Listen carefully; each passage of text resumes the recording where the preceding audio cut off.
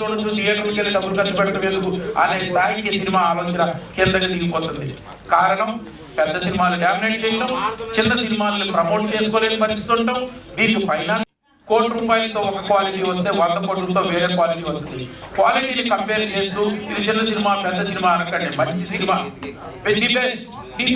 The best కోసం మనం ఆలోచన చేయాలి.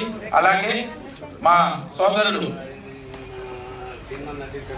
నాగేశ్వరరావు గారికి, తోట నాగేశ్వరరావు గారికి ఇప్పుడే చెప్తున్నా, ఆయన చిన్న సినిమా నుంచి పాన్ ఇండియా సినిమా వరకు ఆయనకి ఏది తోస్తే అది ఒక అద్భుతమైన కథతో ఆయన వస్తే నా బ్యానర్ నుంచి ఖర్చు వెనకాడకుండా మహాదీ ఫిలిమ్స్ నుంచి ఆయన దర్శకుడిగా అవకాశం ఇస్తాను.